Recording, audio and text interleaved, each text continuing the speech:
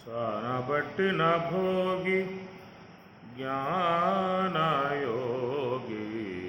తానే తానే ఇందరి గురుడు.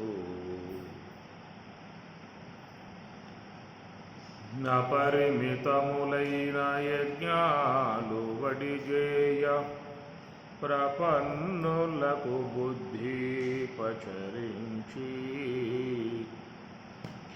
అపరిమితములైన యజ్ఞాలు వడిజేయ ప్రపన్నులకు బుద్ధి పచరించి.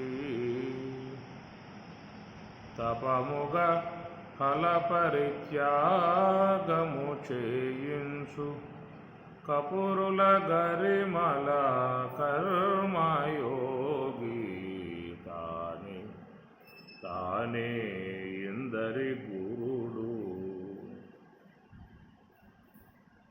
తనరగ కపిలుడై దత్తాత్రేయుడై ఘనమైన మహిమా శ్రీ వెంకటరాయుడై. తనరగ కపిలుడై దత్తాత్రేయుడై ఘనమైన మహిమా శ్రీ వెంకటరాయుడై. వనరగ సంసార యోగము కృపయేయు అనిమిషగతులను అభ్యాసయోగి తానే తానే ఇందరి గురుడు. సానబట్టిన భోగి జ్ఞానయోగి తానే తానే ఇందరి గురుడు. స్కందోపనిషత్తు సహనా భవతు సహనౌ భునక్తు సహ వీర్యం కరవావహై తేజస్వినావదీతమస్తు మా విద్విషావహై. అచ్యుతోస్మి మహాదేవ తవ కారుణ్యలేశతః విజ్ఞానఘనయేవాస్మి శివోస్మి కిమతః పరం. న నిజం నిజవద్భాతి అంతఃకరణజృంభణాత్ అంతఃకరణనాశేన సంవిన్నుమాత్రస్థితః హరిః. న నిజం నిజవద్భాతి అంతఃకరణజృంభణాత్ అంతఃకరణనాశేన సంవిన్మాత్రస్థితః హరిః. అంతఃకరణనాశేన అంతఃకరణం అది వినాశనం చెందటం కారణముగా సంవిన్మాత్ర స్థితః హరిః స్వస్వరూపమై స్వప్రకాశమై ఉన్నటువంటి ఆ హరియే అహం అస్మి నేను ఆ యొక్క మరి ఆ శుద్ధ బ్రహ్మమే నేనై ఉన్నటువంటి విధానము. కాబట్టి ప్రకారముగా అంతఃకరణ నాశేన అంతఃకరణం అనేటువంటిది నాశనం చెందాలి అన్నాడు. లయ వినాశనే ఉభయరోదనే లయగతం పునః భవతి నో మృతం. లయ వినాశనే రమణ మహర్షి కూడా ఈ పదాలే చెప్పుకొస్తూ ఉన్నారు.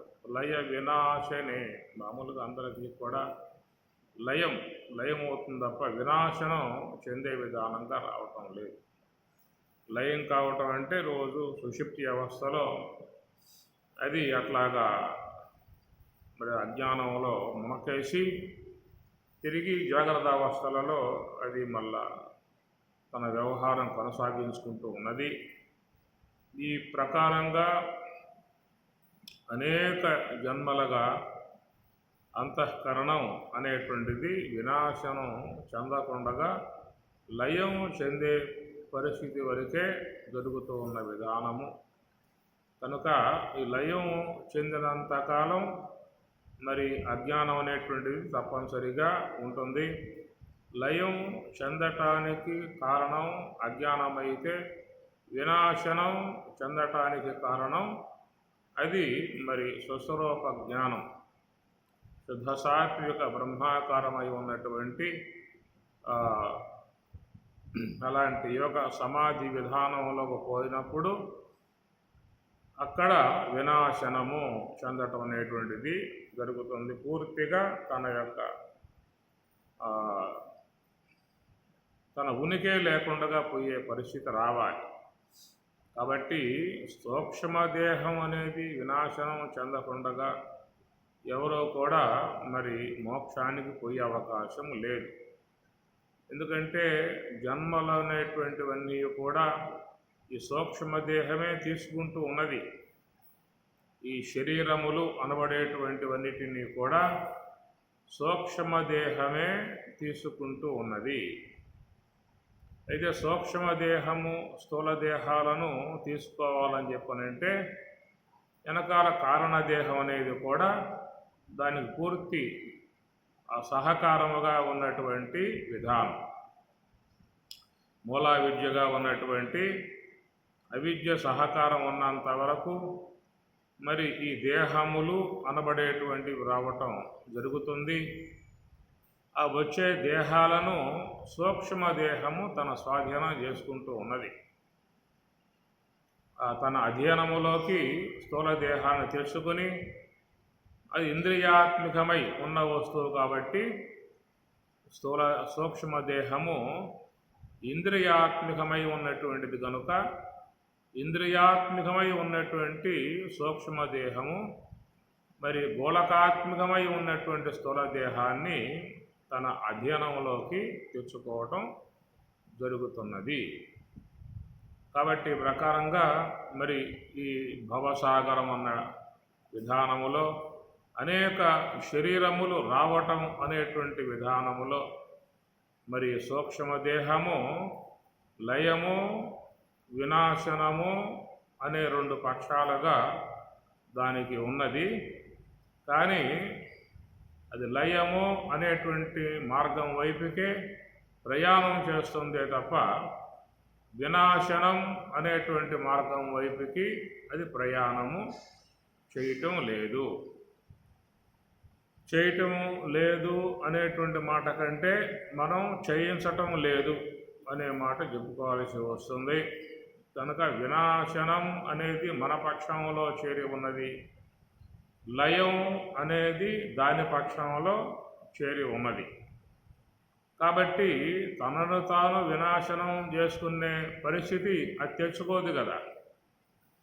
అది లయం చెందేటువంటి పరిస్థితి వరకే అది తెచ్చుకుంటూ ఉన్నది. కనుక లయం చెందే విధానం కూడా తనకు సహకారిగా ఉన్నటువంటి ఏ యొక్క మూలా విద్య ఉన్నదో అట్టి మూలా విద్య అనేటువంటి దాని వైపుకే అది ప్రయాణం చేస్తుంది. కాబట్టి దానికి రక్షణ కవచం ఇది మూలా విద్య అనేటువంటిది సూక్ష్మదేహానికి రక్షణ కవచం. కాబట్టి ప్రకారంగా మరి ఆ సూక్ష్మదేహాన్ని ఈ కారణదేహం అనేటువంటి అజ్ఞానము ఎప్పుడూ కూడా కాపాడుకుంటూ ఉంటుంది. అది స్వరూప జ్ఞానమైతే అది వినాశనం చేసే పరిస్థితి. ఎందుకంటే దాంట్లో బ్రహ్మాగ్ని ఆత్మాగ్ని అని చెప్పి అంటున్నారు కాబట్టి ఆత్మ సంయమ యోగాగ్నౌ బ్రహ్మాగ్నౌ బ్రహ్మణాహుతం ఇట్లాగా చెప్పే విధానం ఉంది. కనుక ఈ బ్రహ్మాగ్ని అనేది కానీ ఆత్మాగ్ని అనేది కానీ జ్ఞానాగ్ని అనేది కానీ ఇవన్నీ కూడా మహాకారణ స్థాయిలో చేరి ఉన్నాయి. కారణదేహ స్థాయిలో ఇవి లేవు.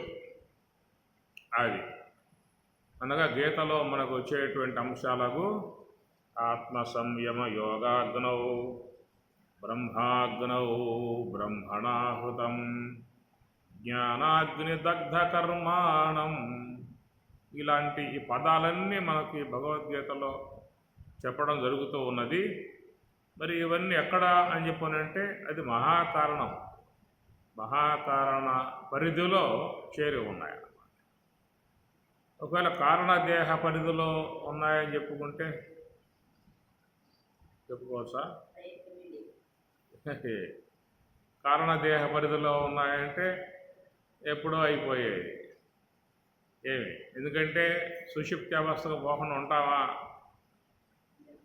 సుషుప్తి అవస్థ అంటే కారణదేహం పరిధిలో ఉన్నటువంటి అంశం. అది యోగ సమాధి అనబడేది మహాకారణ పరిధిలో చేరి ఉన్న అంశం. కాబట్టి ఇప్పుడు చెప్పేటువంటి బ్రహ్మాగ్ని అనబడేది కానీ, జ్ఞానాగ్నిగా చెప్పేది కానీ, ఇవన్నీ కూడా మరి కారణదేహ పరిధిలో ఉండి ఉన్నట్లయితే ఎప్పుడో వెళ్ళిపోయే పని. వినాశనం అనేది వస్తుందన్నమాట. లయం అనేది కాకుండా వినాశనం అనేది. ఇక మరి ఎవరికి కూడా ఈ సాధనలతో శమదమాది గుణాలు కానీ, ఈ సాధన సంపత్తి కానీ వీటితో ఇక ఆవశ్యకత లేదు. ఎందుకంటే కారణదేహ పరిధిలోనే ఈ చెప్పేటువంటి మరి సూక్ష్మదేహములో చేరి ఉన్న కర్మవాసనలు అన్నింటినీ కూడా వినాశం చేయగలిగేటువంటి ప్రక్రియ, వినాశం చేసేటువంటి మరి అలాంటి ఆ వస్తువులన్నీ అక్కడ ఉన్నట్లయితే ఎవరికి కూడా ఈ సాధనలు కానీ, శ్రవణములు కానీ ఏవి కూడా ఆవశ్యకత వచ్చేది కాదు. అందువల్ల కారణదేహ పరిధిలో ఇవి చెప్పడానికి అవకాశం లేదు. ఇవి మహాకారణ పరిధిలో చేరి ఉన్నటువంటివి. కాబట్టి కారణం యొక్క మార్గములో ఎవరు పోయేది? ఆ మార్గంలో ఎవరు పోతారు?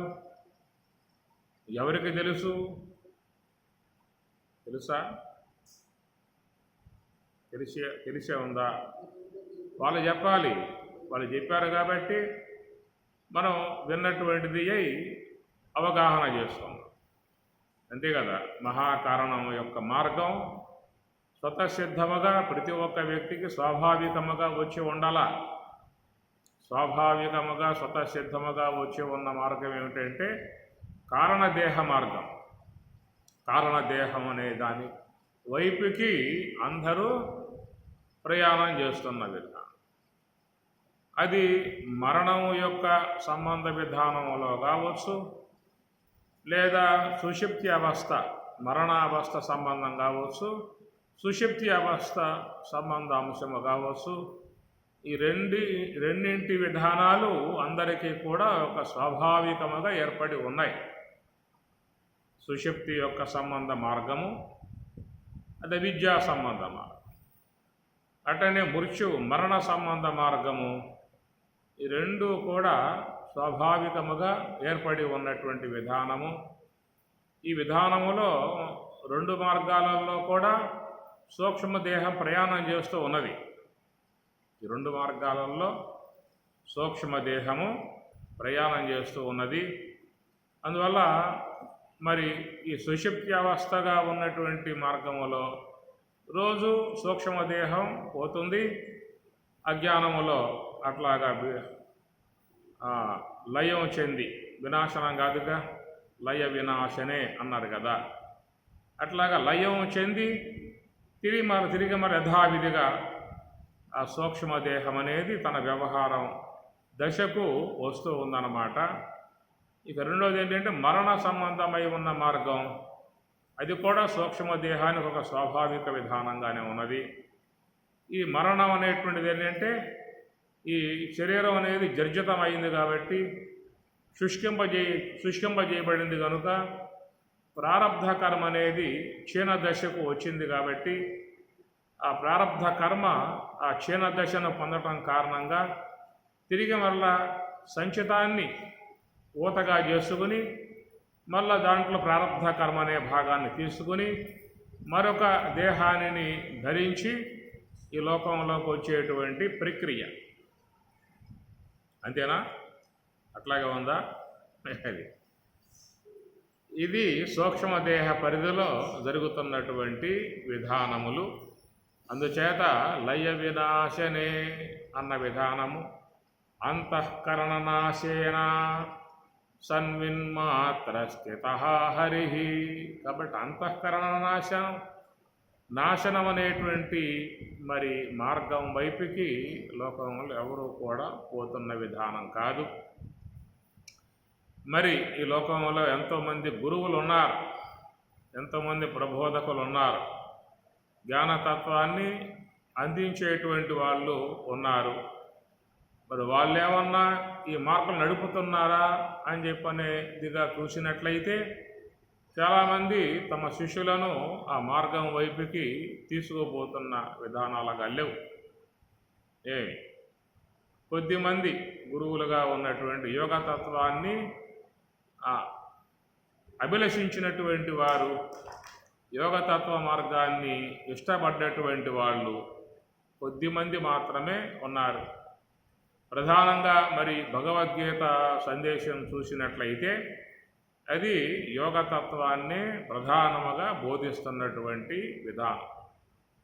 అందువల్ల ప్రతి అధ్యాయానికి ఆయన యోగం అని స్మరింపజేయటము, ఆ యోగం యొక్క వివరణాత్మక అంశమే నీకు భగవద్గీత అని, దాంట్లో ఇంకేమీ లేదు. ఎక్కడన్నా తీసుకో. యోగం అనేటువంటి యొక్క విధానమే ఆయన బోధిస్తున్నటువంటి మార్గము.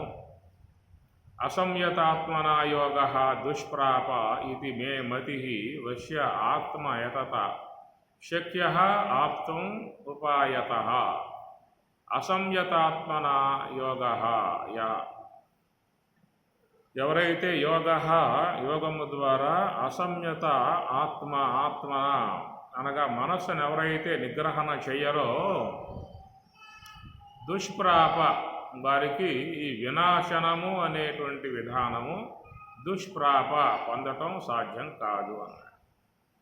వశ్య ఆత్మ యతత శక్య ఆప్తం ఉపాయత, గురువు చెప్పినటువంటి యొక్క ఉపాయమునందు ఉండి యతత ప్రయత్నం చేసేటువంటి వారు శక్య ఆప్తం, ఆ వినాశనం చెందే విధానం అనేది శక్య సాధ్యమవుతుంది అనేటువంటి అంశముగా మీకు భగవద్గీతలో ఈ మార్గాన్ని చెప్పడం జరుగుతుంది. అట్లా ఉపనిషత్తులలో కూడా కైవల్యోపనిషత్తు మొదలైనటువంటివన్నీ కూడా ఈ మార్గాన్ని ప్రబోధిస్తూ ఉన్నాయి. కైవల్యంలో కూడా చాలా విషయాలు యోగతత్వ విషయముగా ఆడ చెప్పడం జరుగుతుంది. కైవల్యోపనిషత్తులో చెప్పినటువంటి అంశమే స్వామివారు భగవద్గీతలో 6వ అధ్యాయంలో సుషౌ దేశే ప్రతిష్టాప్య స్థిరం నాశనం ఆత్మ అనే శ్లోకాలలో ఆ విషయమే ప్రతిపాదన చేయటం జరుగుతుంది. కాటకవల్లి గ్రంథాలలో కూడా తం దుర్దర్శం గూఢం అనుప్రవిష్టం గుహాహితం గహ్వరేష్టం అధ్యాత్మ యోగాదిగం ఏన దేవం మత్వా అని అంటాడు. అధ్యాత్మ యోగాదిగం, అధ్యాత్మ సంబంధమై ఉన్నటువంటి యోగము ద్వారానే గం అది ప్రాప్తింపబడుతుందనేటువంటి విషయము. కాబట్టి ప్రకారముగా లయ వినాశనే ఉభయరోధనే, ఈ 2 మార్గాలుగా ఉన్నటువంటి విధానములో అందరూ తాము ప్రయాణం చేస్తుంది ఏమిటంటే లయము అనేటువంటి మార్గం వైపుకే ప్రయాణం చేస్తున్నారే కానీ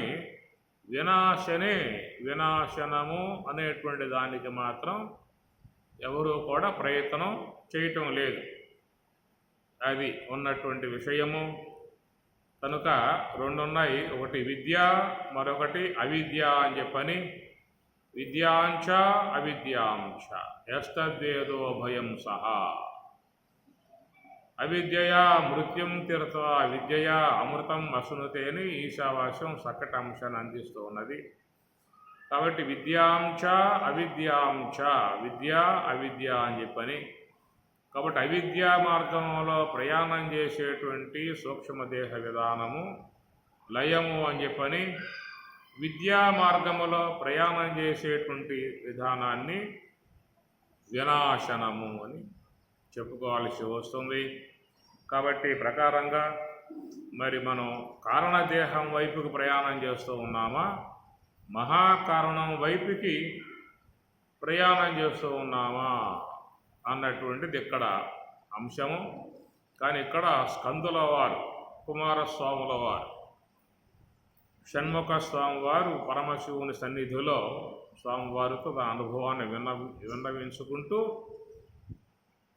ఏమి అంతఃకరణ నాశేన సంవిన్మాత్ర స్థిత హరి అని చెప్పినంటూ ఉన్నారు. కాబట్టి ఈ ప్రకారంగా చూస్తే అది రెండో అంశంలో చేరి ఉండేటువంటిది. మొదటి అంశంలో ఆయన చెప్పింది ఏమిటంటే ననిజం నిజవద్భాతి అంతఃకరణ జృంభణ అన్నారు. అది మొదటి పాదము. రెండవ పాదములో అంతఃకరణ నాశేన సంవిన్మాత్ర స్థిత హరి, ఇది రెండవ అంశం అన్నమాట. ఇది మహాకారణం వైపుకి ప్రయాణం చేసేటువంటి అంశం. అంతఃకరణ నాశేన, నాశనం చెందే మార్గం ఏంటంటే అది మహాకారణం.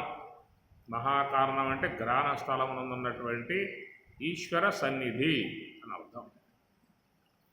గ్రాణము అది ఈశ్వర సన్నిధి, అక్కడ ఈశ్వరుడు ఉన్నాడు అనే మాటలు మనకు ఉపనిషత్తులు బోధిస్తూ ఉన్నాయి. అది అందువల్ల అక్కడ ఆయన్ని కూటస్థుడు అనేదిగా చెప్తారు. కూటస్థ అక్షర ఉచ్యతే, కూటస్థుడు అనే పేరు పెట్టారు.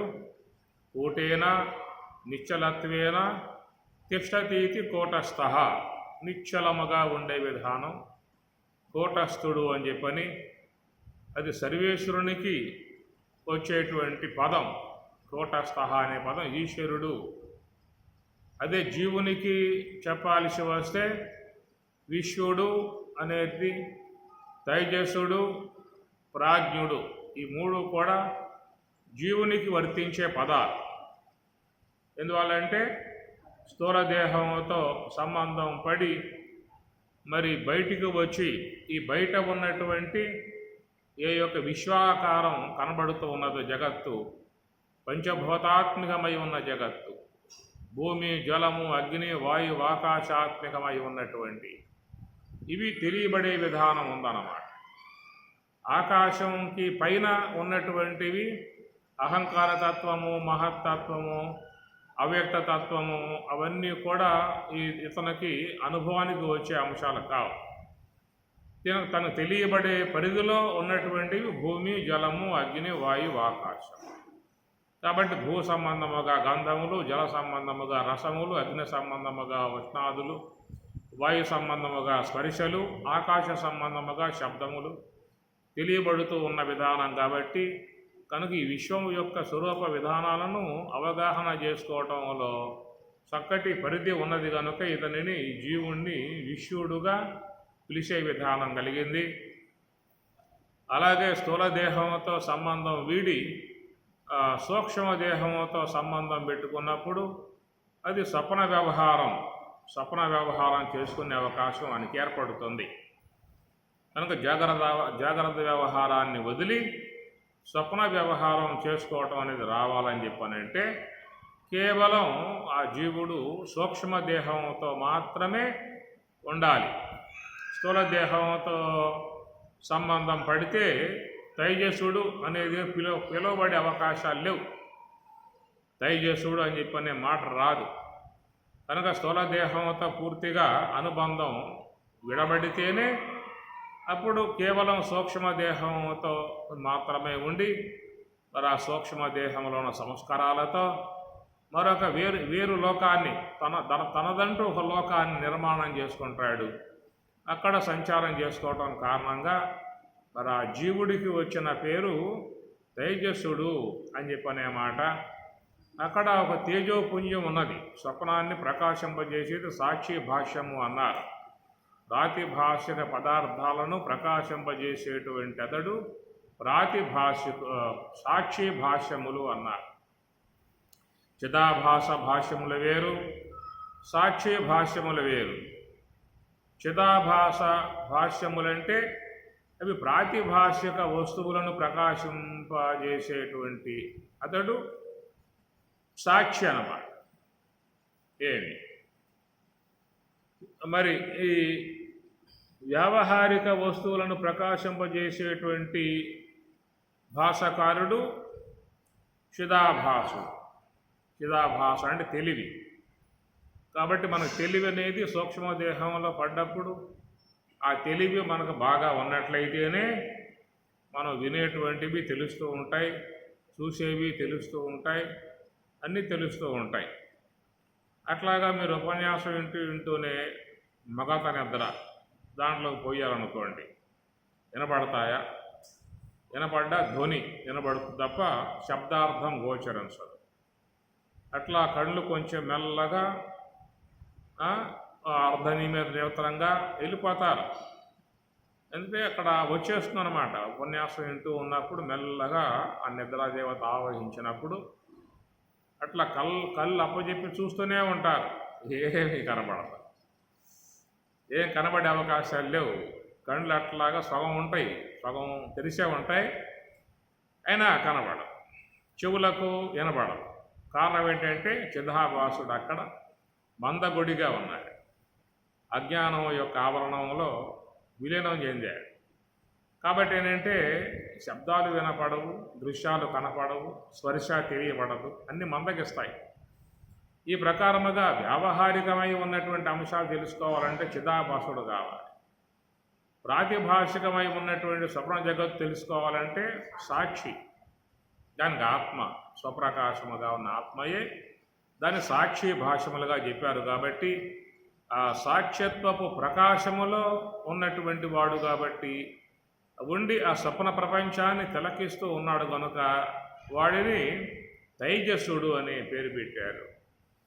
ఇక ఆ స్వప్న వ్యవహారం అనేటువంటి సూక్ష్మదేహం మరి అక్కడి నుంచి పైనుంచి కారణదేహములో ప్రవేశించినప్పుడు అక్కడిక ఏ వ్యవహారం అనేది ఉండదు, ఇంద్రియ వ్యాపారం ఏమి ఉండదు. కనుక ఇంద్రియ వ్యాపారం లేకుండా అజ్ఞానమునందు పూర్ణముగా దాంట్లో లయం చెంది ఉన్నాడు. కాబట్టి అక్కడ ఉండి ఆ సుషుప్తి సంబంధ సుఖాన్ని, ఆత్మానందాన్ని అక్కడ ఆస్వాదించేవాడుగా ఉన్నాడు. ఎందుకంటే అక్కడ మరి ఇంద్రియ వ్యాపారం లేదు, ఇక్కడ గోళక వ్యాపారం. ఈ గోళక వ్యాపారంతో శబ్దాది విషయాలు, ఇంద్రియ వ్యాపారముతో లోపల మరి అక్కడ స్వప్న వ్యవహారం అనేది ఉంటుంది. ఈ గోళక వ్యాపారము, ఇంద్రియ వ్యాపారము రెండు కూడా సమస్యపోయాయి. రెండు కూడా సమస్యపోవడం కారణంగా జగర సంబంధమై ఉన్న విషయాలు కానీ, స్వప్న సంబంధమై ఉన్నటువంటి దృశ్యాలు కానీ ఇవేవీ లేకపోవడం కారణముగా ఒక నిర్మల స్థితి ఏర్పడింది. కాబట్టి సుషుప్తిలో అక్కడ పరమశాంతిని, బ్రహ్మానందాన్ని, ఒకంత బ్రహ్మానందాన్ని పొందగలిగే అవకాశం వానికి ప్రాప్తించిందన్నమాట. అందువల్ల వాడిని ప్రాజ్ఞుడు అన్నారు. ప్రాజ్ఞుడు అంటే చాలా గొప్పవాడని అర్థం ఒకటి వస్తుంది. ప్రజ్ఞ గలవాడు కాబట్టి ప్రాజ్ఞుడు అని, అది ఆది వృద్ధి. సాధారణంగా ప్రజ్ఞ గలవాడు కాబట్టి ప్రాజ్ఞుడు అని చెప్పనంట. ఎందువల్లంటే ఏ యొక్క విశ్వడు ఈ ఇంద్రియ వ్యాపారం, గోళక వ్యాపారాల కారణంగా ఏ పరమశాంతికి దూరం అయిపోయాడో, ఏ యొక్క తైజస్సుడు అక్కడ స్వప్న వ్యవహారాలలో మునిగిపోవటం కారణంగా ఆ బ్రహ్మానందానికి దూరం అయిపోయాడో, అలాంటి ఆ ఇద్దరి కంటే ఇతడు గొప్పవాడు, ప్రాజ్ఞుడు గొప్పవాడు. ఎందుకంటే విశ్వడు పొందలేని పరమశాంతిని, తైజస్సుడు పొందలేని పరమశాంతిని ప్రాజ్ఞుడు పొందుతున్న విధానం.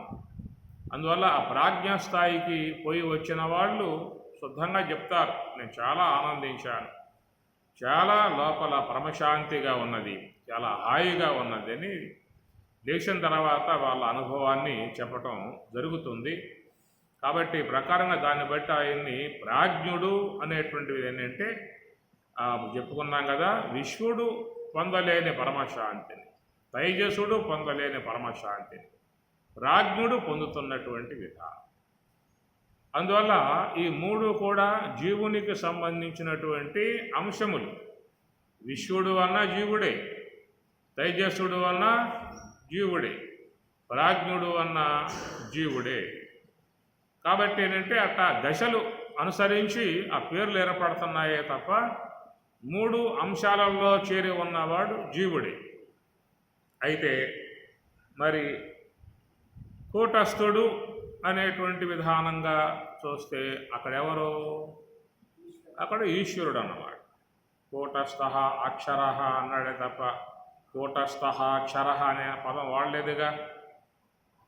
యస్మాక్షరం అతీతోహం అక్షరాదపి చ ఉత్తమః అతోస్మి లోకే వేదేశ ప్రజిత పురుషోత్తమః.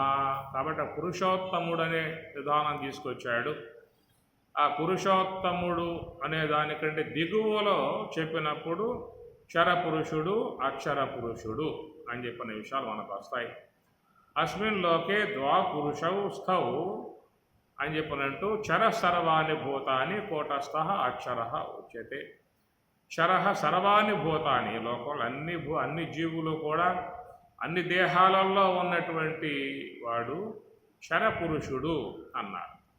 కాబట్టి సర్వాణి భూతాని, ఈ సర్వాణి భూతాని సర్వం సర్వే సర్వాణి అది కూడా బహువచనమే.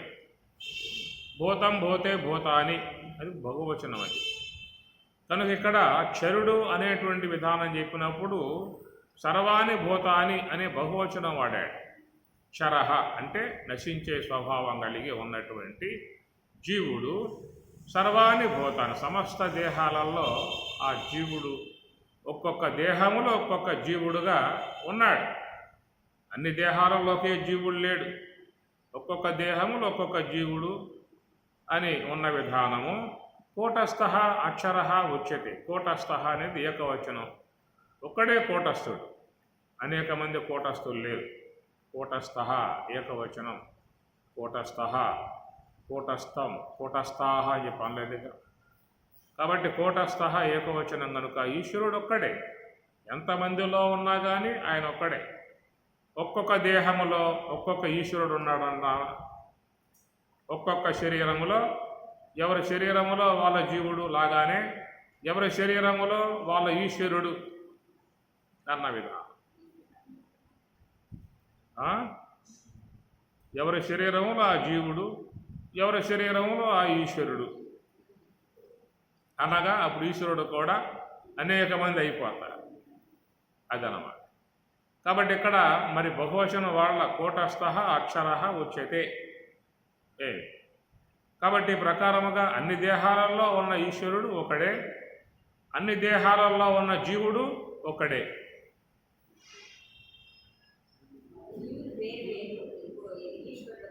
అది ఎక్కడికి పోయారా చూస్తున్నాను.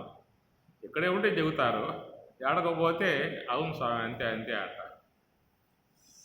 అది అందువల్ల అన్ని శరీరాలలో ఉన్నటువంటి జీవుడు వేరు వేరు అనే పదం వాడాలి. అన్ని శరీరాలలో ఉన్న ఈశ్వరుడు ఒక్కడే అనేది వాడాలి. కనుక అన్ని శరీరాలలో ఉన్న ఈశ్వరుడు ఎక్కడ ఉన్నాడు అనే మాటకి మహాకారణ స్థలము, ఆయన నివాస స్థలం ఆయన. అన్ని శరీరాలలో ఉన్నటువంటి ఒక్కొక్క జీవుడికి స్థలం నేత్రస్థలం, కారణదేహం అన్నారు. కారణదేహం ఒక అవిద్య ఉపాధిగా కలిగి ఉన్న జీవుడు కారణస్థలం, దాన్ని నేత్రస్థలముగా చెప్పే మాట. అట్లనే అంతటా వ్యాపకమై ఉన్నటువంటి బ్రహ్మము సుషుమ్నాయందు ఆయన నివాసంగా ఉన్నాడు. అంతటా వ్యాపకమై ఉన్నటువంటి బ్రహ్మము మరి సుషుమ్నాయందు ఆయన నివాసముగా చేసుకుని ఉన్నాడు అనేటువంటి మాట మనం చెప్పుకోవచ్చా? లేదు శాస్త్రకారులు ఏమన్నా చెప్పి ఉన్నారా?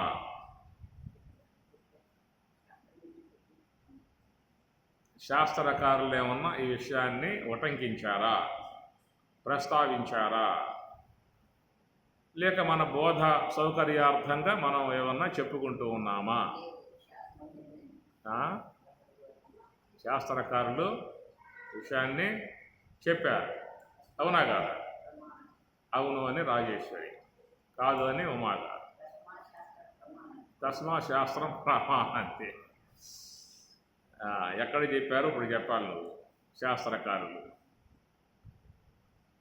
తస్మాత్ సర్వగతం బ్రహ్మ నిత్యం యజ్ఞే ప్రతిష్ఠితం అదనమాట పరమాత్మ చెప్పింది. తస్మాత్ ఆ కారణం చేత సర్వగతం బ్రహ్మ, సర్వగతం, గం అంటే పొందటం, బ్రహ్మం అనేది అంతటా ఉన్నది, అఖండమై ఉన్నటువంటి స్వరూపం కనుక, కాబట్టి బ్రహ్మం వ్యాపక స్వరూపము. భగవంతుడు ఎక్కడో అనంతములో జ్యోతిర్బిందు స్వరూపముగా పరంధామములో ఉన్నాడు అని కొంతమంది చెప్పే మాటలు. అంతటా ఆయన లేడు, ఎక్కడో పరంధామములో వినువీధిలో ఎక్కడో ఉత్తమ లోకాలలో ఆయన ఉన్నాడు, అంతటా ఉంటాడా దేవుడు అని చెప్పిన మాటలు వాడుతూ ఉంటారు. అది శాస్త్రావగాహన లేకపోవటం కారణంగా మాట్లాడే మాటలు. అందువల్ల వ్యాపకత్వము అనేది భగవత్ స్వరూపం. ఆయన వ్యాపకుడై ఉన్నాడు కాబట్టి ఆయన కార్యములకు జగత్తు వస్తువులు కూడా వ్యాపకత్వమునే పొంది ఉన్నాయి. ఆకాశంలో వ్యాపకత్వం ఉన్నది, వాయువులో వ్యాపకత్వం ఉన్నది, అగ్నిలో వ్యాపకత్వం ఉన్నది. అన్ని చోట్ల మీరు పోతే విశ్వంలో గగనాంతరాలలో కొన్ని లక్షల కోట్ల నక్షత్రాలు మండుతూ ఉన్నాయి, వగవగా మండుతూ ఉన్నాయి. అగ్ని తేజస్సు సూక్ష్మముగా పరమాణువులుగా విశ్వమంతా వ్యాపకమై ఉన్నది. అట్లా వ్యాపకత్వపు విధానము మరి ఈశ్వర కార్యమగు పదార్థములలో ఉన్నప్పుడు ఆయన వ్యాపకత్వం కలిగి ఉండడం అన్నటువంటి అంశము. తస్మాత్ సర్వగతం బ్రహ్మ, కాబట్టి అంతటా వ్యాపకమై ఉన్నటువంటి ఆ బ్రహ్మము నిత్యం ఎల్లప్పుడూ కూడా యజ్ఞమునందు ప్రతిష్ఠితం, ఆయన ప్రతిష్ఠ అయి ఉన్నాడు. అది ఎక్కడ అంటే మనకు సుషుమ్నాయే, సుషుమ్న అని చెప్పచ్చు కదా అనే మాట రావచ్చు.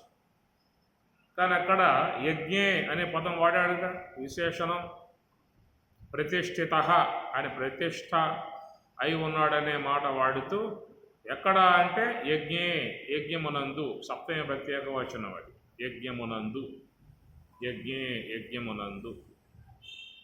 అనే మాట వాడటం కారణం ఏంటంటే మరి మహాత్ములు నివృత్తి మార్గాన్ని కొనసాగిస్తారు కాబట్టి ఆ నివృత్తి మార్గ విధానాన్ని జ్ఞానయజ్ఞం అన్నారు. ఏమి శ్రేయాన్ ద్రవ్యమయాత్ యజ్ఞాత్ జ్ఞానయజ్ఞ పరంతప. ద్రవ్యముతో చేసేటువంటి యజ్ఞముల కంటే జ్ఞానయజ్ఞము శ్రేష్టము అన్నాయి. మరి ద్రవ్యముతో చేయటం అంటే సమిదలు, హవిస్సులు, పదార్థాలు ఇవన్నీ మొత్తం కలుపుకొని ద్రవ్యాలు అంటారు, యజ్ఞ ద్రవ్యములు అంటారు. ద్రవ్యం అంటే డబ్బే కాదు, డబ్బు కూడా ద్రవ్యం అనే పదం వాడతారు. ఆ ద్రవ్యము అన్నప్పుడు ఎక్కడ యజ్ఞ సంభారము, యజ్ఞములో వినియోగించేటువంటి ఏవైతే ఉన్నాయో అవన్నిటినీ కూడా కలుపుకొని ద్రవ్యం అంటారు. కాబట్టి ఆ ద్రవ్యముతో చేసేటువంటి వాట్ల కంటే జ్ఞానయజ్ఞము శ్రేష్టము అని పరమాత్మ. ఏమిటయ్యా జ్ఞానయజ్ఞము అని చెప్పనంటే మనస్సుని హంస యొక్క ఆశ్రయములో నివృత్తి మార్గంలో ప్రయాణం చేయించే విధానాన్ని, అది జ్ఞానయజ్ఞము. కాబట్టి అటు జ్ఞానయజ్ఞమునందే బ్రహ్మాగ్ని ఉదయిస్తుంది. ఏమి అందుచేత ఈ ప్రకారంగా దీన్ని జ్ఞానయజ్ఞము, మనస్సు నివృత్తి మార్గంలో పోయేదాన్ని జ్ఞానయజ్ఞం అన్నారు. జ్ఞానం ద్వారా సమస్త కర్మరాశి అంతా కూడా నశింపజేయబడుతుంది అని అర్థం. కాబట్టి ఇక్కడ మహాకారణ స్థలం మొదలు సుషుమ్న ద్వారం వైపుకి ప్రయాణం చేసేది మొత్తం కూడా యజ్ఞ భాగమే. అంతరయజ్ఞము యజ్ఞ భాగమే. మనస్సు శ్వాస మీద పెట్టింది మొదలు సుషుమ్నాలో మొత్తం పూర్ణముగా పూర్ణాహుతి అన్నారు కదా.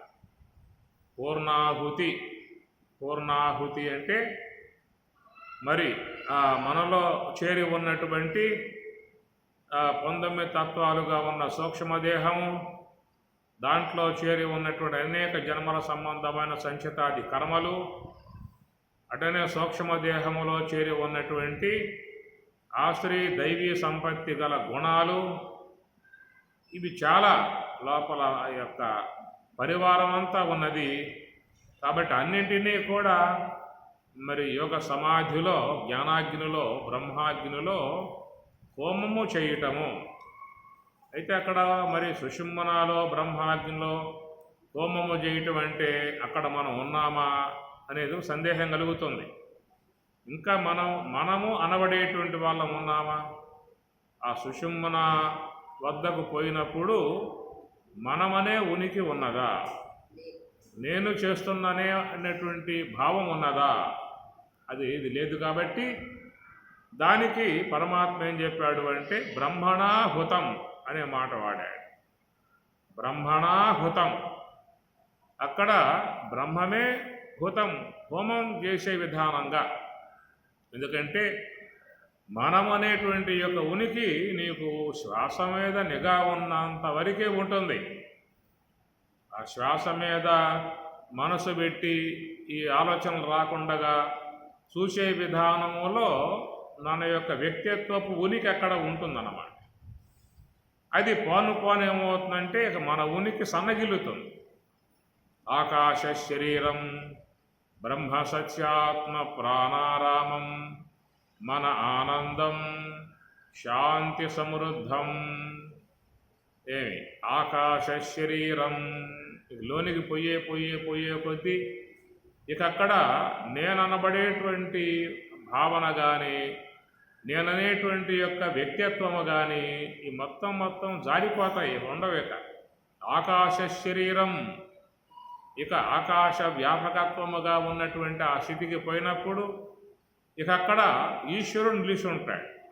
ఆకాశ శరీరం అనేది అది శ్వాస తన పరిధి తగ్గించుకొని 10 అంగుళములుగా సంచరించేటువంటి శ్వాస 2 అంగుళముల పరిధికి వచ్చిన విధానము ఆకాశ శరీరం. ఎందుకంటే ఇక శ్వాస అనేది పృథివీ అంశం వీడింది, జల అంశం వీడింది, అగ్ని అంశాన్ని వీడింది, వాయువు అంశాన్ని వీడింది. ఇక దేని అంశంలో ఉన్నది అంటే ఆకాశాంశములో 2 అంగుళములుగా సంచరించే విధానము ఆకాశాంశమునందు ఉన్నది. కాబట్టి అక్కడ ఆకాశ శరీరం, ఇక వాడికి ఆకాశమే శరీరము అన్నాడు. మామూలుగా ఈ శ్వాస యందు ఉన్నప్పుడు ఏమవుతుందంటే ఈ పార్థివ దేహమే శరీరం. ఈ పార్థివ దేహముతో ఉన్న విధానం కాబట్టి మనకు ఇక్కడ ఉన్నప్పుడు మనం చేసే సాధన చాలా ఆయాసము, బాధాకరము, దుఃఖకరము, ఇబ్బందికరము ఇవన్నీ ఉంటాయి. పార్థివ దేహమే శరీరముగా కలిగి ఈ మహాకారణమగు శ్వాస యొక్క ఆశ్రయంలో ఉండటము అనేది వాళ్ళకి ఎట్లా ఉంటుంది చెప్పండి? బాధాకరంగా ఉంటుంది, ఉండాలంటే ఇబ్బందికరంగా ఉంటుంది, నిలిచిపోదామా అనిపిస్తుంది, ఇవన్నీ ఉంటాయి. ఇప్పుడు శ్వాస మీద నిఘా పెట్టి ప్రాథమిక స్థాయిలో ఉన్నప్పుడు, శరీర పరిధిలో ఉన్నప్పుడు, అది పార్థివ పృథివీ సంబంధ వస్తువు కాబట్టి ఈ పృథివీ సంబంధ వస్తువు యొక్క ధారణ కలిగి ఉన్నటువంటి విధానములో నువ్వు ధ్యానములో కూర్చున్నావు. నీకు ఇంకా స్థూల దేహం ఊడిపోవాలా, స్థూల దేహం జడంగాల. కాబట్టి స్థూల దేహంతోనే ఉన్నావు. స్థూల దేహ పరిధిలో ఉండి, స్థూల దేహ ఉనికిలో ఉండి, స్థూల దేహ ధారణలో ఉండి శ్వాస మీద నిఘా పెట్టావు. ఆ పెట్టడం అనేది ఎట్లా ఉంటుందంటే నీకు కొద్దిసేపు చేయగానే ఇక సాల్లే అబ్బా అనే పరిస్థితి కూడా ఏర్పడుతుంది. అది కొంచెం నీకు భారభూతంగా ఉంటుంది, ఇబ్బందికరంగా ఉంటుంది, లేచి వెళ్దామా అని చెప్పనే భావాలు కలుగుతాయి. ఇవన్నీ స్థూలదేహ పరిధిలో ఉన్నటువంటి విధానములో వచ్చేటువంటి మానసిక వైకల్యములు. అదే నీకు ఇప్పుడు చెప్పినట్లుగా శ్వాస అనేది పృథివీ తత్వము దాటి ఈ జలతత్వము, అగ్నితత్వము, వాయుతత్వము కూడా దాటి ఆకాశ పరిధికి వెళ్ళిపోయినప్పుడు అక్కడికి ఏం చెప్పారు? ఆకాశ శరీరము అనే పదం వాడారు.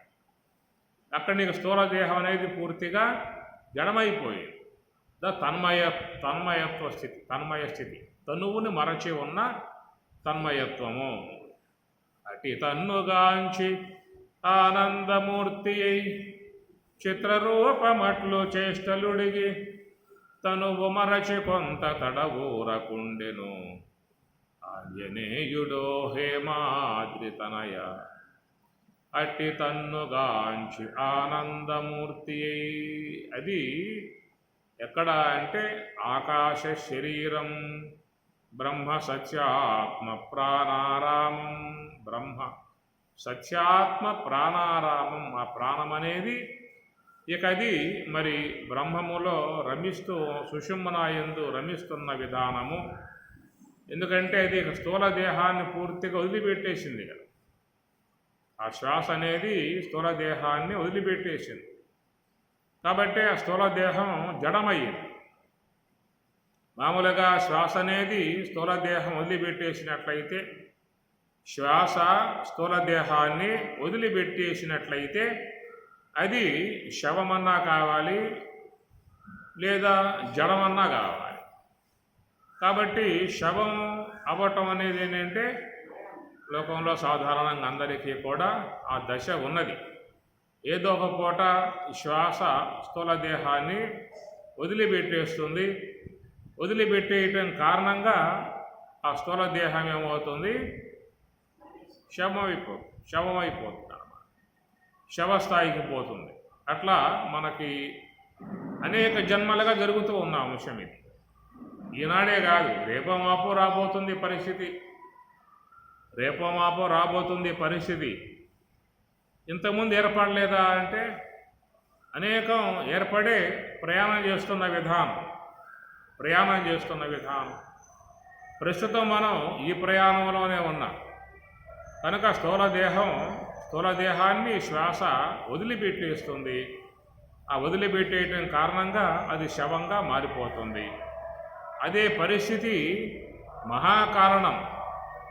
మహాకారణ స్థాయిలో ఉన్నప్పుడు అక్కడ కూడా మరి ఈ యొక్క శ్వాస స్థూల దేహాన్ని పూర్తిగా వదిలిపెట్టేయటం జరుగుతుంది. అప్పుడు దేహం జడమయ్యిందని చెప్పని అంటాం. దేహం జడమయ్యింది. కాబట్టి జడానికి శవానికి వ్యత్యాసం ఉంది. మహాత్ములు యోగ సమాధిలో ఉన్నారు అంటే వాళ్లకు దేహస్పర్శ ఉన్నదా? దేహస్పర్శ లేదుగా.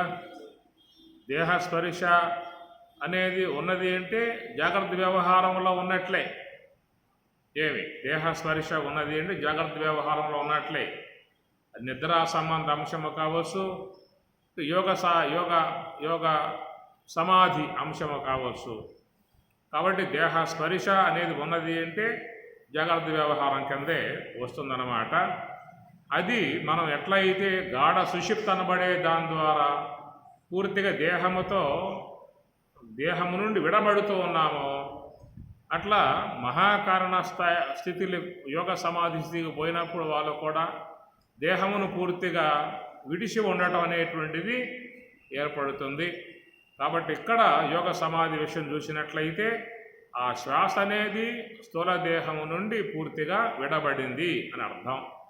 అది మహాకారణమగు కుండలిని స్థితి అనగా కుండలిని యోగము.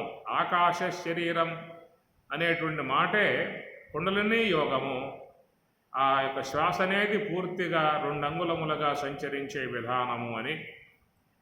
అక్కడ సత్యాత్మ ప్రాణారామం అంటే ఆ ప్రాణం ఆత్మయందు రమిస్తూ ఉన్న విధానం. మన ఆనందం ఆ స్థితిలో మనస్సు కూడా పూర్తిగా బ్రహ్మానందాన్ని పొందే విధానముగా చెప్పినటువంటి యొక్క స్థితి. కాబట్టి అలాంటి ఆ విధానం అనేటువంటిది మరి ఎట్లా వస్తుంది అనేటువంటి మాటకి ఈశ్వరుడకు కూటస్థ స్థలము ఈశ్వర సన్నిధిలో ఉన్నటువంటి వారికి మాత్రమే ఏర్పడేటువంటి పరిస్థితి. అందువల్ల ఈ స్థూల దేహం, సూక్ష్మదేహం, కారణదేహముగా చెప్పేటువంటి ఆపోస్థలము, ఆకాశ స్థలము, అగ్ని స్థలము, ఈ మూడింటి యందు జీవుడు అతని సంచారం ఉన్నది. జీవుని యొక్క సంచారము అనగా కారణదేహం స్వస్థలం వానికి. కారణదేహం స్వస్థలంగా కలిగి ఉన్నటువంటి వాడై అతడు ప్రసారమై మరి ఇంద్రియాత్మికమై ఉన్న సూక్ష్మదేహ పరిధికి రావటము, మళ్ళా గోళకాత్మికమై ఉన్నటువంటి స్థూలదేహ పరిధికి రావటము, తిరిగి మరలా ఆ స్థూల దేహము నుంచి మళ్ళా లోనికి సూక్ష్మదేహ పరిధికి వెళ్ళిపోవటము, సూక్ష్మదేహ పరిధి నుంచి తిరిగి మళ్ళీ తన స్వస్థలమగు కారణదేహ పరిధికి లేదా మహాకారణ పరిధికి వెళ్ళిపోవటము. అంతేనా? తలకాయ ఊపుతా ఉంది.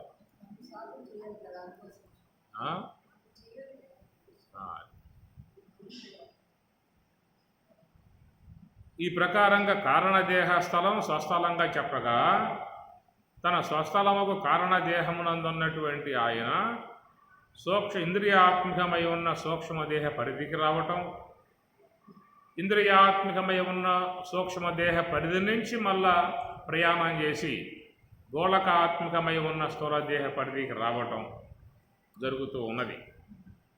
కాబట్టి జీవుడు అనబడేటువంటి అంశము కారణదేహాన్ని బట్టి చెబుతామా, స్థూలదేహం బట్టి చెబుతామా? స్థూలదేహాన్ని బట్టి చెప్పాలి జీవుడు అనే చెప్పని. అంతేనా? అంతేనా? కాబట్టి స్థూలదేహ పరిధిని బట్టి జీవుడు అని చెప్పడానికి అవకాశాలు లేవు. స్థూలదేహాన్ని బట్టి జీవత్వం వచ్చింది అన్నామనుకో, స్థూలదేహం పోతే జీవత్వం పోయినట్లే. అంతే కదా? అది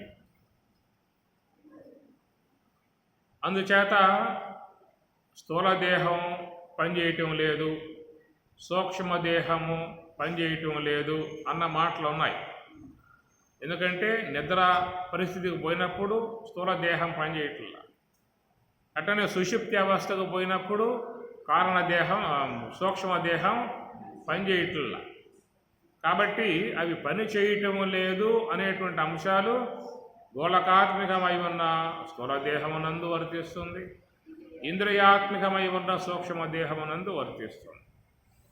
కాబట్టి ప్రకారముగా ఈ రెండూ కూడా పని చేయకపోవటం అనేది ఏంటంటే ఇక జీవుడు పూర్తిగా అజ్ఞానంలో చేరిపోయి ఉన్న స్థితి, దాంట్లో పూర్తిగా మునక వేశాడు. కాబట్టి ఇక ఈ రెండు దేహాలు కూడా అట్లా ఆగి ఉన్నాయి. చూద్దాం, వాడు మళ్ళా వస్తాడు కదా, ధరిస్తాడు కదా, ధరిస్తే వ్యవహారం చేద్దాం, ధరించకపోతే ఏం చేస్తాం మనం అన్న విధానంగా రెండు ఉండిపోతాయి. రాత్రి సమయంలో దేహము పడిపోయింది, సూక్ష్మదేహము విశ్రాంతికి వెళ్ళిపోయింది, కేవలం కారణదేహస్థ జీవుడు మాత్రం ఉన్నాడు. వాడు లేడా? జీవుడు లేడా? ఉన్నాడు. కారణదేహం ఉన్నది కాబట్టి జీవుడు ఉన్నాడు అని చెప్పిన అర్థం. ఈ ప్రకారముగా కారణదేహ ఉపాధిని అనుసరించి జీవత్వం అనేటువంటిది ఏర్పడింది కనుక అతనికి 3 స్థానాలలో నివాసముగా ఉండే అవకాశాన్ని పరమాత్మ ప్రసాదించాడు, ఈశ్వరుడు ప్రసాదించాడు. అరే నాయన, ఇది నీ స్వస్థలం, కారణదేహంగా ఉన్నది నీ స్వస్థలం, విహారార్థమై నువ్వు స్వప్న అవస్థగా పోవచ్చు, జాగ్రత్త అవస్థకి పోవచ్చు. అదన్నమాట. మరి స్థూలదేహం ఉండదు కదా, శాశ్వతంగా అది పోతుంది కదా, అప్పుడెట్ట పోతాను? స్థూలదేహం శాశ్వతంగా ఉండదు కదా, అప్పుడెట్లా పోతాను? ఇంకో దేహం నీకు వస్తుంది కదా, సూక్ష్మదేహం ఉంటుందిగా, సూక్ష్మదేహం కర్మవాసనలు ఉన్నాయిగా, కర్మవాసనలను బట్టి ఇంకో దేహం వస్తుంది. అప్పుడు పో మళ్ళా, అప్పుడు ప్రారంభం చేసుకో, మళ్ళీ స్థూలదేహం దాకా పోయి జాగ్రత్త లోకం తిలకించుకుంటూ వాళ్ళు లోనకు వచ్చేసుకుంటూ. కాబట్టి ఈ ప్రకారంగా స్థూలదేహం ఉన్నంతకాలం చేసుకుంటాడు. ఆ దేహం పోయిందంటే మధ్యలో బ్రేక్ అవుతుంది, కొద్ది కాలం బ్రేక్ వస్తుంది.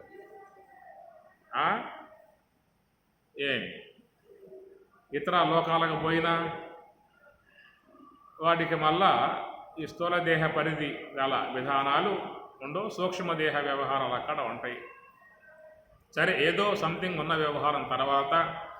కాబట్టి ఈ ప్రకారంగా జీవుడుగా ఉన్నటువంటి అతడికి స్వస్థలం కారణదేహమై ఉండగా అతడు తన వ్యవహార విధానములో సూక్ష్మదేహ స్థాయికి వచ్చి తైజసుడుగా, స్థూలదేహ స్థాయికి వచ్చి విశ్వడుగా, ఈ రెండింటి యొక్క వ్యవహారం లేకుండా కారణదేహంలో మాత్రమే ఉంటూ ప్రాజ్ఞుడుగా, శాశ్వత ప్రాజ్ఞుడు, అక్కడ శాశ్వత ప్రాజ్ఞుడు. విశ్వడు అనేది మధ్యకాలంలో వచ్చిపోతుంది, తైజసు అనేటువంటిది మధ్యకాలంలో వస్తుంది, ప్రాజ్ఞుడు అనేది పర్మనెంట్గా అది పోతుందా? విశ్వడు అనేది వస్తుంది పోతుంది, తైజసుడు అనేది వస్తుంది పోతుంది, ప్రాజ్ఞుడు అనేది వస్తుంది పోతుంది, పరిధిగా ఉండిపోయింది. అట్లాగా జీవుడి యొక్క విషయంగా చూసినప్పుడు ఈ మూడు విధానాలుగా విశ్వడు, తైజసుడు, ప్రాజ్ఞుడు అని. అదే ప్రకారంగా ఈశ్వరుడికి కూడా మనం చెప్తూ ఉన్నాము. ఏమి విరాట్, హిరణ్యగర్భ, అవ్యాకృత అన్న పదాలు వాడటం జరుగుతూ ఉన్నది. కానీ ఆ ఈశ్వరుడు ఉన్నటువంటిది ఏంటంటే మహాకారణ స్థలం, మహాకారణమునందు ఉన్నటువంటి కూటస్థ అక్షర ఉచ్యతే. కాబట్టి కూటస్థుడుగా పిలువబడుతున్నటువంటి ఈశ్వరుడు మహాకారణమునందు నివాసముగా ఉన్నటువంటి విధానము. అట్టి ఆ మహాకారణ స్థలములోకి మాత్రం ఎవరూ కూడా అడుగు పెట్టడం లేదు. మహాకారణములోకి మాత్రం వెళ్ళటము అనేటువంటిది ఎవరు చేయటంలా. స్వామివారు ఏదో మనకి గ్రంథముల ద్వారా విషయాన్ని అందించి, ప్రబోధముల ద్వారా తెలియజేసి, బ్రహ్మోపదేశము ద్వారా అష్టమాక్షర సంయోగ విధానముగా చెప్పి చేయించిన విధానాలను అనుసరించి ఏదో కాసేపు, అది కూడా ఎక్కువసేపు ఉంటాము అక్కడే ఉన్నా, స్వామి చెప్పాడని చెప్పి ఉద్దేశం అక్కడే కూర్చుంటాము. పోయి మా పనులు మాకు లేవా, మా వ్యవహారం మాకు లేవా, ఆడే కూర్చుంటే ఎట్లా కుదురుతుందో మాకు, ఏదో స్వామి చెప్పారు కాబట్టి ఏదన్నా ఉదయం పూట అవకాశం దొరికితే ఒక 10 నిమిషాలు, సాయంత్రం అవకాశం దొరికితే ఒక 5 నిమిషాలు, అంతేనా? ఇంకేముంటుందా? అది స్వామి చెప్పడం కారణంగా స్వామి మీద ఉన్నటువంటి గౌరవంతో ఉంటున్నటువంటి విధానం ఈశ్వరుని యొక్క సాన్నిధ్యములో, కూటస్థుడకు సర్వేశ్వరుని యొక్క సాన్నిధ్యములో, మహాకారణ సాన్నిధ్యములో. కాబట్టి నువ్వు మహాకారణాత్మకమై ఉన్నటువంటి యొక్క ఈశ్వర సాన్నిధ్యములోకి నువ్వు పోగలిగితేనే అంతఃకరణ నాశేన సంవిన్మాత్ర స్థిత హరి. సంవిన్మాత్ర చిన్మాత్ర స్వరూపమై ఉన్నటువంటి, బ్రహ్మస్వరూపమై ఉన్నటువంటి చిన్మాత్ర అంటే ఎవరు? శుద్ధ బ్రహ్మం. సంవిన్మాత్ర స్థిత హరి. సంవిన్మాత్ర, సంవిన్ అంటే చిత్స్వరూపం, స్వప్రకాశ స్వరూపం, బ్రహ్మం అన్నమాట. మరి ఆ బ్రహ్మం ఉన్నటువంటి స్థలం ఎక్కడ అని చెప్పుకున్నాం? సుషుమ్న అని చెప్పుకున్నాం కదా, అంతర్యాగంగా చెప్పాం కదా. తస్మాత్ సర్వగతం బ్రహ్మ నిత్యం యజ్ఞే ప్రతిష్ఠితం అని స్వయంగా స్వామి చెప్పిన మాట. కాబట్టి బ్రహ్మం అంతటా వ్యాపకమై ఉన్నదిరా. అంతటా వ్యాపకమై ఉన్నటువంటి ఆ బ్రహ్మము నిత్యం ఎల్లప్పుడూ యజ్ఞే, యజ్ఞమునందు ప్రతిష్ఠితం. అది సర్వవ్యాపకమై ఉన్న వస్తువై ఉండగా ఇంకా ప్రతిష్ఠితం అనే పదం ఎందుకు వాడాలి? తస్మాత్ సర్వగతం బ్రహ్మ. సర్వగతం అంతటా అది ప్రతిష్ఠ అయ్యే ఉంది కదా. అంతటా వ్యాపకమై ఉన్న వస్తువు ప్రతిష్ఠ అయ్యే ఉందిగా, ఇంకా ప్రతిష్ఠితం అని ఎందుకు పదం వాడాలి ఇక్కడ? కాబట్టి సర్వగతం, సర్వము వ్యాపకమై ఉన్నటువంటి స్వరూపము నీకు అనుభవానికి వచ్చే అవకాశంగా లేదు. అంతటా వ్యాపకమై ఉన్నటువంటి బ్రహ్మము నీకు అనుభవమునకు వచ్చే అవకాశం లేదు. అంతటా వ్యాపకమై ఉన్నటువంటి ఆ బ్రహ్మము నీకు అనుభవమునకు రావటానికిగా అది ప్రతిష్ట అయ్యిందన్నమాట. ఎక్కడయ్యింది అంటే యజ్ఞమునందు అని. మరి యజ్ఞమునందంటే మరి మేము యజ్ఞాలు చేస్తూ ఉన్నాం కదా. ఈ మధ్య కదా చండీ యాగం చేశాం, అప్పుడు రుద్రయాగం చేశాం, అంతకుముందు వరుణ యాగం చేశాం. మరే మాకు కనపడలేదే. నువ్వు సరిగ్గా చూసే ఉండవు. ఎందుకు కనపడదు?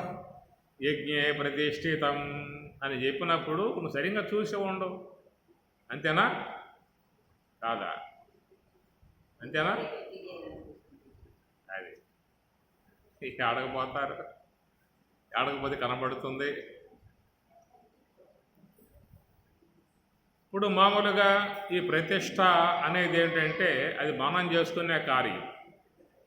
ఒక ఆలయం నిర్మాణం చేసి ఆలయంలో మన ఇష్టదైవాన్ని దర్శించుకోవటానికి, ఆరాధించుకోవటానికి, అభిషేకించుకోవటానికి, నమస్కారం చేసుకోవడానికి యోగ్యముగా ఉండేట్లుగా మనం మన ఇష్టదైవాలని ఆలయాలలో ప్రతిష్ట చేసుకోవటం జరుగుతుంది. అమ్మవారిని ప్రతిష్ఠ చేశావు, అట్లా మరి శ్రీమన్నారాయణుణ్ణి ప్రతిష్ఠ చేశావు, అమ్మవారిని కూడా ప్రతిష్ఠ చేశావు. ఇంతమంది దేవతలని ప్రతిష్ఠ చేసేటువంటి సామర్థ్యం ఉన్నటువంటి నీవు బ్రహ్మమును చేయలేవా? మరి వాళ్ళని చేయగలిగావు కదా. ఎక్కడో ఉన్న శివుడిని పట్టుకొచ్చి చేశావు, ఎక్కడో ఉన్న అమ్మవారిని పట్టుకొచ్చి చేశావు. అమ్మవార్లను, పరమశివుణ్ణి, శ్రీమన్నారాయణుణ్ణి అందరినీ చేయగలిగే శక్తి నీకుందన్నమాట. ఉందా లేదా? అంత గొప్పవాడివి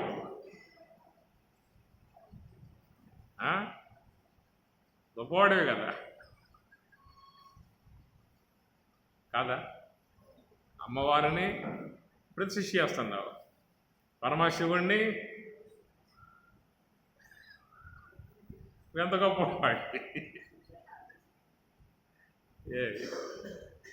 అందరినీ చేయగలిగే శక్తి నీకు ఉన్నప్పుడు మరి బ్రహ్మను ఎందుకు చేయలేకపోతున్నావు? అంటే ఆ శక్తి నీకు లోపించిందా? నీకు ఆ శక్తి సాహసం లేదా?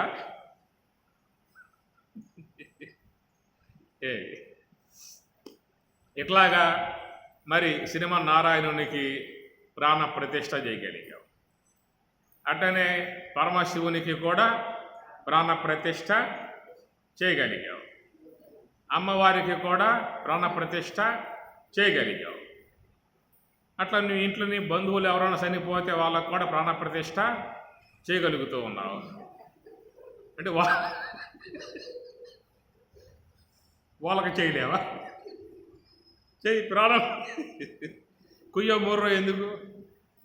ఏ ఏడమాకండ నాకు వచ్చి ప్రాణ ప్రతిష్ఠ చేస్తా అని చెప్పని ఇంట్లో ఎవడో పోయాడు పిల్లగాడు, అంతా ఏడుస్తూ ఉన్నారు. ఏడవ మాకండి, నాకు ప్రాణ ప్రతిష్ఠ చేయటం వచ్చు నాకు అని ఆడికి ప్రాణ ప్రతిష్ఠ చేశామంటే వాళ్ళు లేచి కూర్చున్నాడు. చేయలేవా? అరే దేవతలకే ప్రాణం పోసేవాడివి నువ్వు,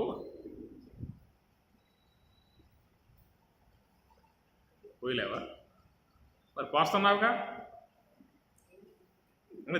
అంటే నేను దేవతలకు మాత్రం పోస్తానండి, నాకు దేవతలకు మాత్రమే పోసే శక్తి ఉన్నది.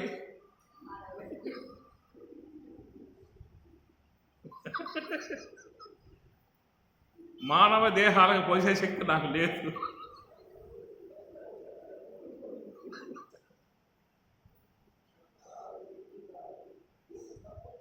లేదా? లేదా?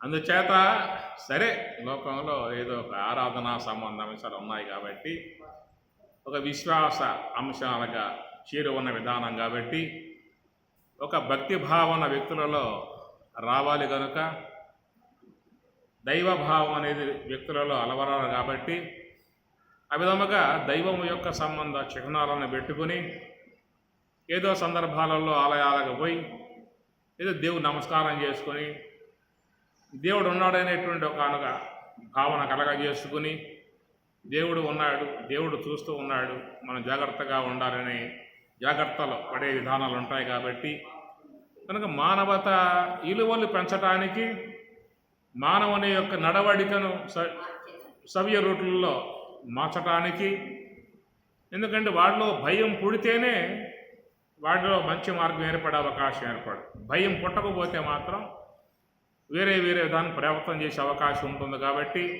అలాంటి ఆ కోణములో పెద్దలు ఏర్పాటు చేసి ఉన్న అంశముగా మనం దాన్ని అంతర్గ్రహించుకోవాల్సి ఉంటుంది. అంతకుమించి పైకి పోయామంటే కనపడే అవకాశాలు ఉండవని చెప్పని, అందుచేత ఈ ప్రకారంగా ఆయా భక్తి కలిగి ఉన్నటువంటి వారు తన దైవం యొక్క స్వరూపాన్ని ఒక ఆలయంలో ప్రతిష్ట చేసుకునే విధానంగా ఎవరెవరికి ఏ దేవత పట్ల భక్తి ఉంటుందో, రాముని పట్ల భక్తి ఉన్నవాళ్ళు రామాలయం, శివుని పట్ల భక్తి ఉన్నవాళ్ళు శివాలయం, అమ్మవారి యందు భక్తి ఉన్నటువంటి వారు అమ్మవారి ఆలయం, అయ్యప్ప స్వామి మీద భక్తి ఉన్నవాళ్ళు అయ్యప్ప స్వామి ఆలయం, బ్రహ్మం మీద భక్తి ఉన్నవాళ్ళు బ్రహ్మము యొక్క ఆలయం.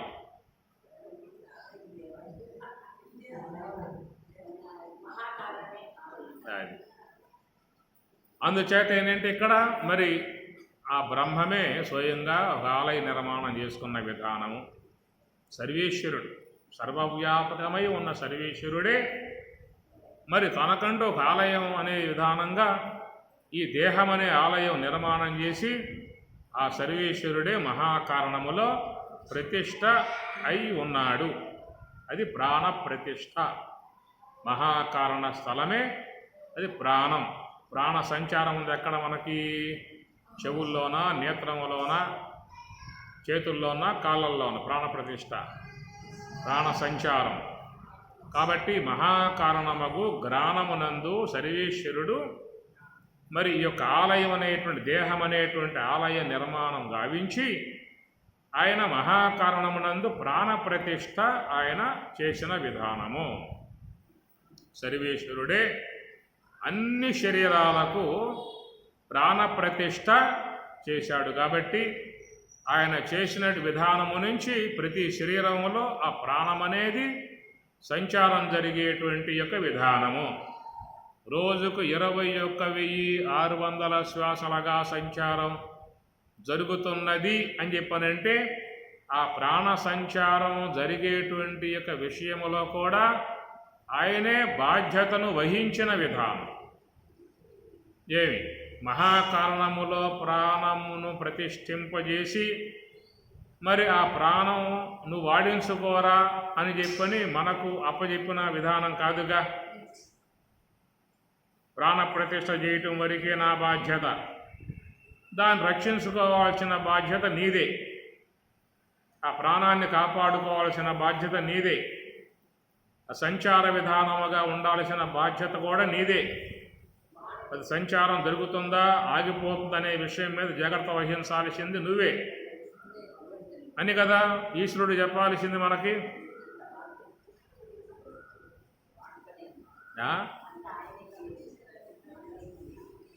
ప్రాణ ప్రతిష్ఠ చేసిన వాడే చూసుకోవాలి, మాకెందుకు అని చెప్పానా అయ్యా, నువ్వు ప్రతిష్ఠ చేసావు కాబట్టి ప్రాణాన్ని అది నువ్వే చూసుకోవాల్సి, మాకు ఆ బాధ్యత పెట్టవద్దు అనే విధానంగా ఇక ఆయనే బ్రాహ్మయన్ సర్వభూతాని యంత్రారూఢాని మాయయా ఈశ్వర సర్వభూతానాం హృద్దేశే అర్జున తిష్టతి. బ్రాహ్మయన్ సర్వభూతాని యంత్రారూఢాని మాయయా ఆయనే. కాబట్టి ప్రకారముగా ఆ సర్వేశ్వరుడే మరి ఈ దేహం అనేటువంటి దానికి ప్రాణ ప్రతిష్ఠ చేశాడు. ఈ దేహమే విగ్రహము, శరీరమే విగ్రహము. కాబట్టి ఆ విగ్రహానికి ప్రాణ ప్రతిష్ఠ చేసింది ఎవరంటే సర్వేశ్వరుడు. అవునా కాదా? లేక ఇది చేసింది జీవుడా? లేదు కదా. ప్రాణప్రతిష్ఠ చేసింది ఈశ్వరుడు. కనుక విశ్వములో ఉన్నటువంటి అన్ని శరీరాలు విగ్రహాలే. ఎన్ని శరీరాలు అని చెప్పానంటే ఈ యొక్క జగత్తులో ఉన్న అన్ని శరీరాలు. నిజంగా నాకు ఒకసారి ఆశ్చర్యం కలుగుతూ ఉంటుంది. ఎంతెంత సూక్ష్మ జీవులు అని చెప్పానంటే, ఎట్లా చేసావయ్యా అసలు నువ్వు? ఇంత సూక్ష్మంగా జీవి ప్రాణి సంచారం చేస్తుందంటే నువ్వు ఎంత ఇంకా సూక్ష్మంగా అయి ఉండాలి. ఇది నా దృక్పథం. నేను కరివేపాకు ఉంటుంది కదా, మా తోటలో ఉంటాయి, వానాకాలం కాబట్టి లేత ఆకులు వస్తాయి అన్నమాట.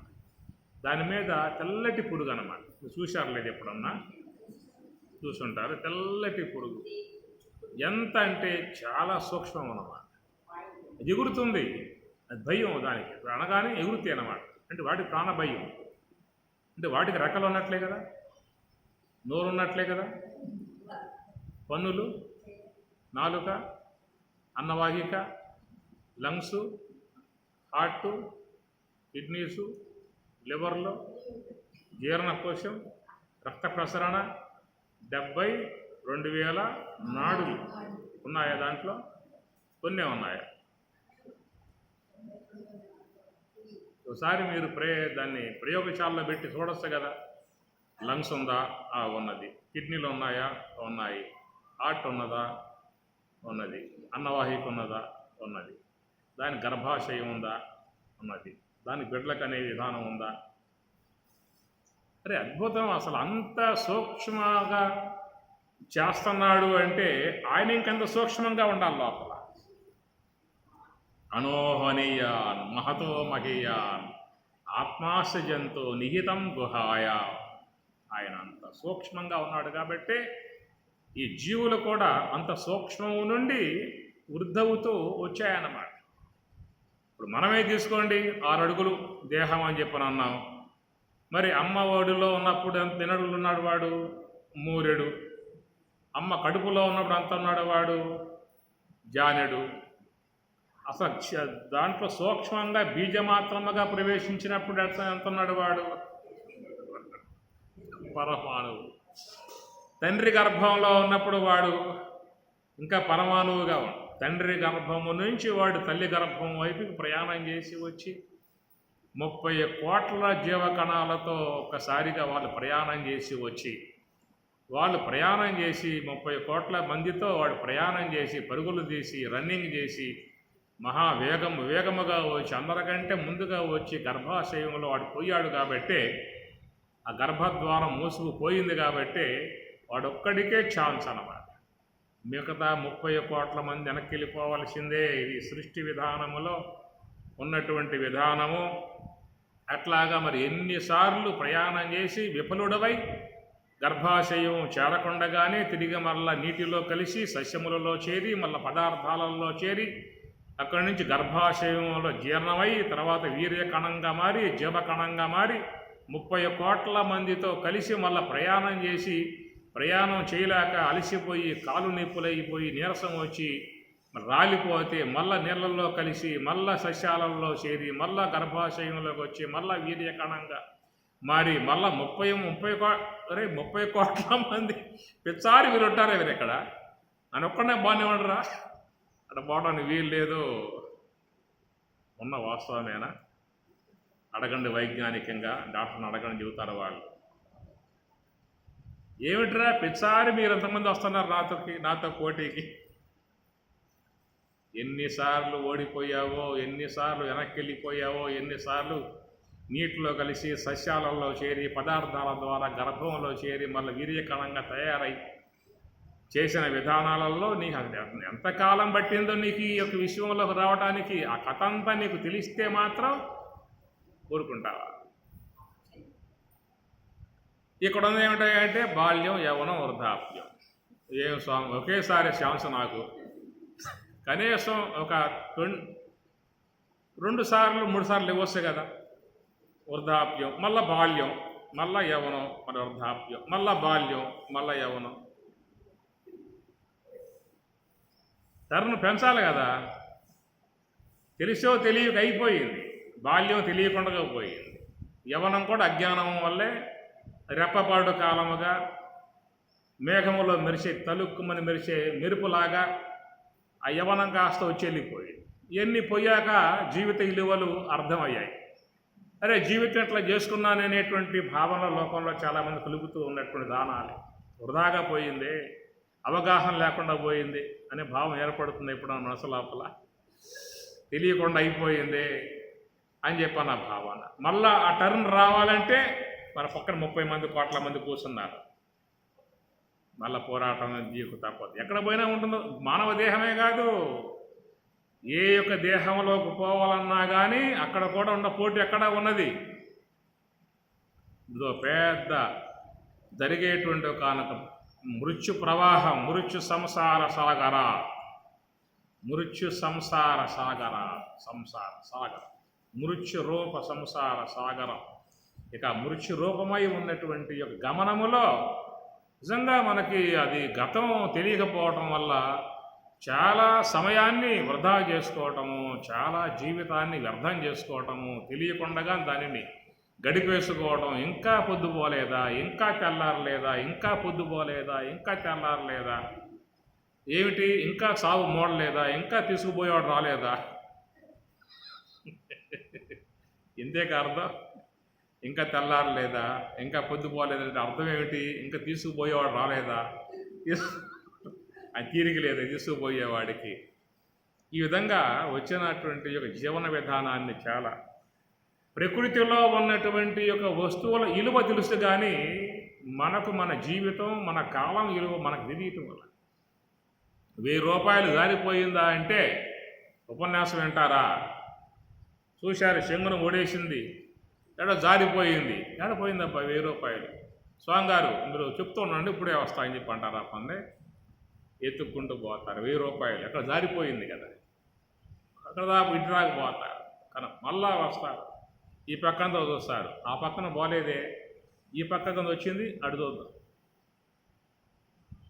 ఇట్లా లోకములో ఉన్నటువంటి భౌతికమై ఉన్నటువంటి పరిణామశీలమైనటువంటి మిథ్యామాత్రమైనటువంటి మాయా కల్పితమైనటువంటి యొక్క వస్తువుల విలువను మనం అంచనా వేస్తున్నామే కానీ మన యొక్క జరిగే కాలము, మనకు పోయేటువంటి ఆయువు, మన పోయే జీవితం యొక్క విలువ అనేటువంటిది తెలియటం. బంగారపు నగ లేదే పోక ఇక్కడ ఇది ఉంది, ఇది ఎక్కడ జారిందా? ఎందుకంటే నువ్వు ఈ నవరత్నాలతో పొదిగావు, దాన్ని చాలా కాస్ట్లీగా కొన్నావు కదా, కొన్నావు కాబట్టి నీకు విలువ మీద ఎదుగుతూ పోతున్నావు. అదే నీకు మానవ దేహం రావటం విషయంలో కూడా నీకు కనుక కొన్ని లక్షలు పెట్టిదే వచ్చే విధానం ఉన్నట్లయితే ఏమి పుట్టగానే వీడికేమి లేవు. అయ్యా నేత్రాలు ఎంత? 1,00,000 రూపాయలు అయ్యా తీసుకో. చెవులు ఎంత? 1,00,000 రూపాయలు. పెట్టగలిగితే చెవులు వస్తాయి, పెట్టలేకపోతే చెవులు ఉండవు. పన్నులు ఎంతయా? 1,00,000 రూపాయలు. ఒక్కొక్కటే 1,00,000 పెట్టి కొని ఉన్నట్లయితే అప్పుడేం చేసావు? జాగ్రత్తగా పెట్టులో పెట్టినట్టు నగలు జాగ్రత్తగా వాడుకునే విధానం. ఆయన ఊరకే పడేశాడు. ఊరకే ఇచ్చేయటం చేత ఏం విలువలు ఉంటే దాని మీద ఇంకా ఊరకే వచ్చిందేక పోనీ అన్న విధానాలలో జీవితాన్ని మనం చాలా వరకు నిరుపయోగం చేసుకుంటున్న విధానం కాబట్టి ఏవి అందుచేత అంతఃకరణనాశేన సంవిన్మాత్రస్థితః హరిః. అంతఃకరణ నిజం నిజవద్భాతి, నిజం నిజవద్భాతి, నిజం నిజవద్భాతి. అంతఃకరణ జృంభణాత్, అంతఃకరణ జృంభణాత్. అంతఃకరణనాశేన సంవిన్మాత్రస్థితః హరిః. అంతఃకరణ నాశేన లయ వినాశనే ఉభయరోధనే లయగతం పునః భవతి నోమృతం. కాబట్టి ప్రకారముగా అంతఃకరణ నాశనమా అంతఃకరణ లయమా ఏది అనే విషయం చూసినట్లయితే ఎంతవరకు మనము ఈ లయం చేసేటువంటి ప్రక్రియలో ఉన్నామే కానీ నాశనం అంతఃకరణ నాశనం, అవిద్య నాశనం, అజ్ఞాన నాశనం, తామసిక నాశనం అనేటువంటి మార్గం స్వామి చెప్పారు. మార్గంలో పోగలిగితే అవుతుంది, పోలేకపోతే మాత్రం లయం మాత్రం ఉంటుంది, ఎప్పుడు ఉండే విధానమే. కాబట్టి దీని యొక్క అంశాన్ని గురించి ఇంకా కూలంకషంగా రేపటి రోజున పరిశీలన చేద్దాం. ఓం సహనా భవతు సహనౌ భునక్తు సహ వీర్యం కరవావహై తేజస్వినావధీతమస్తు మా విద్విషావహై. ఓం శాంతి శాంతి శాంతి. హరి ఓం తత్సతు. శ్రీ గురుభ్యో నమః. హరి ఓం.